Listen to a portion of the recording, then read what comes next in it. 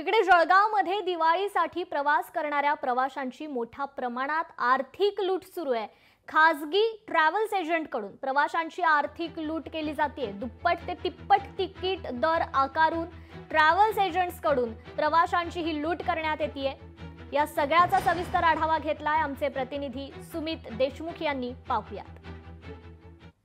दिवाळीच्या पार्श्वभूमीवरती अनेक जण प्रवास करत असतात आणि याच अनुषंगाने रेल्वे आरक्षण तिकीट असेल, त्याच पद्धतीने बसचं तिकीट असेल, हे 100% आरक्षित झाल्यामुळे कुठेतरी प्रवाशांना आता प्रवास करण्यासाठी खासगी बसेसकडे वळावं लागत आहे।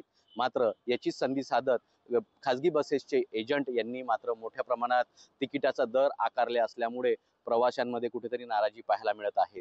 पुण्यावरून जळगाव या बसचा जर तिकिटाचा दर बघितला तर जवळपास हा 2800 रुपयाच्या वर आणि मुंबईवरून जळगाव हा जर बसचा जर तिकिटाचा दर बघितला तर 3000 रुपयाच्या वर या ठिकाणी आकारला जात असल्याने कुठेतरी इतर दिवसांपेक्षा तिकिटाच्या दरामध्ये दुप्पट ते तिप्पट रुपयाची आकारणी या ठिकाणी केली जात असल्याने प्रवाशांमध्ये कुठेतरी नाराजी पाहायला मिळत आहे।